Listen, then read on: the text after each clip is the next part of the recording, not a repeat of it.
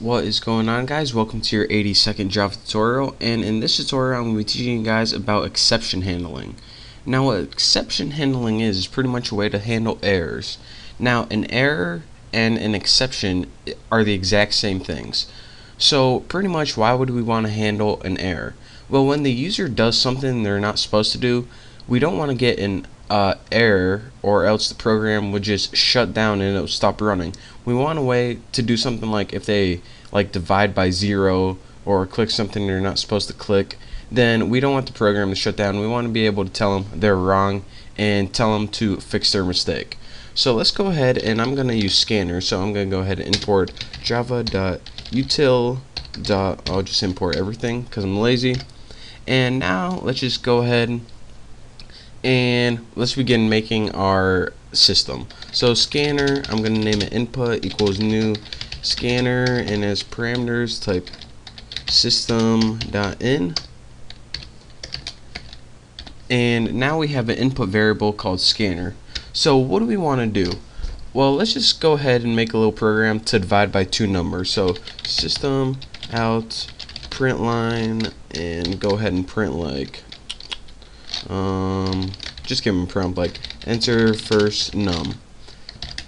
And now for the first num, just put int num1 equals input dot next int bam.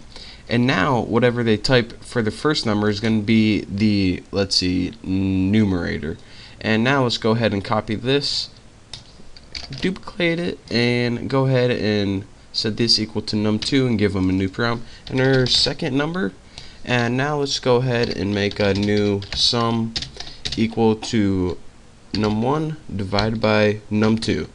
So now we got a little program if we go ahead and print out the sum. So system out print line, and go ahead and print the sum, and we will run this and test it and make sure it's working. So why does it say num1? Oh, here we go. So now let's go ahead and test this real quick and see if it works. Okay, enter first number 12, enter second number 3, and it gives us an answer of 4. So this works fine. But if we run it again and we go 12, and for a denominator we give it 0, remember you can't divide by 0, it gives you an exception like this. So this pretty much shuts down our whole program. And what if we built a huge program for analyzing the stock market, and it was awesome, and then some idiot tried to divide by 0 and the whole thing just shut down? Well, that wouldn't be good. So we need a way to kind of handle these errors and tell the user, alright, don't do that, but we're not going to shut down the program, we're actually going to fix your problem. Well, in order to handle exceptions, you need to learn something called try and catch.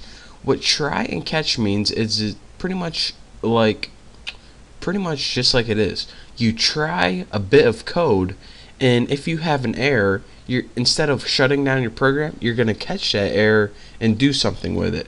So here's how you do this. Go ahead and put try, and that's a keyword, and in your curly brackets fill in the code that you want to try. So I'm going to try this. So in my try block right here, I'm going to write the code that I want to try. So I'm going to go ahead and try this. And what this try means and what this code block means, if you have an error anywhere in here, what we want to do is catch this error. So go ahead and write catch after this, and there always needs to be a catch after a try. And there can be something called a finally too, but for now, remember, there always needs to be a catch after a try.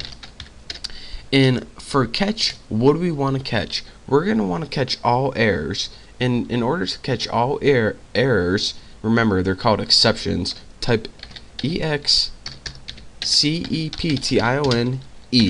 And why do you need to write this?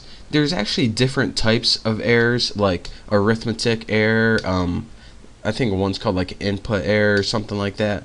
But if they make a math error or if they click something wrong, there are different types of errors. But if you want to catch all of them, this means if they do anything wrong at all. This is just the broad exception class right here. So let's just go ahead and catch that, and the E is pretty much if you want to print out E or something like that. But if they have any errors, what do we want to do? let's type system out print line. We'll just type something like you can't do that, and let me fix this. So what this pretty much means is try this. If you have an error, do this. If not, if you try this and it works good, then this is never gonna run at all. So let me show you that. I'm gonna try this and I'm gonna enter 12, 3, bam, 4. This catch right here never runs at all.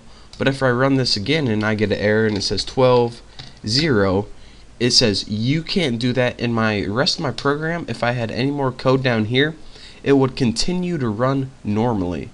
So what if I actually wanted to build a program so if they entered the wrong thing, then I could pretty much have them do it again over and over again until they enter the right thing.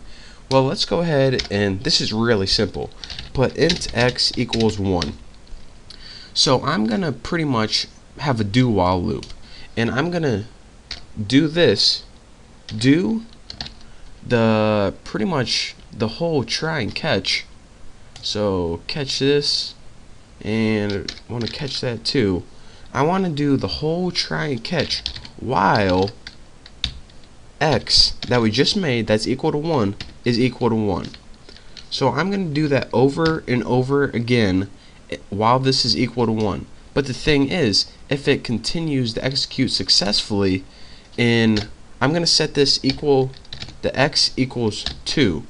So as soon as it runs successfully, I'm going to set this x equal to 2, and it says, alright, that's the point in time when I stop. So here is a way where we can keep running this program over and over again until we get the right input. So if you had a really dumb user, the program will look something like this. Run sample. Alright, enter first number. 12, 0. Oh, you can't do that. Try again. Okay. Enter first number again. Let me expand this a little bit. 43, 0. Oh, nope, you can't do that. Enter first number again. And it's going to keep trying and trying. So let's go ahead and do this right. So put like 40 and 10. Bam, 4. So that is how we can keep kind of prompting the user to do it correctly. And let me review this one more time. How I did this is I pretty much put, alright, what do I want to do over and over again? Well, I want to try this code, and if this code runs successfully, I'm going to change this variable. But if this code does not run successfully, then I'm going to print out an error, and this never even runs, since you get an error in this and this, and when it tries to divide the sum, this is where the error happens, right here on this line. So this x never gets set equal to 2. So that is why x is still equal to 1, and that is why the do while loop is able to run over and over again. But as soon as this whole thing, okay, good, bam, we finally made it all the way, x equal to 2, and then it looks alright. Is x equal to none? X equal to 1? Nope. Alright, then we can finally exit this bad boy. So that's pretty much your basics of try catch. It pretty much, I mean, it's pretty simple. Try this. If you get an error, do this. I mean, how easy is that? There's actually a little bit more to it, and I'll probably be covering that in the next tutorial. But for now, thank you guys for watching. Don't forget to subscribe, and I'll see you next time.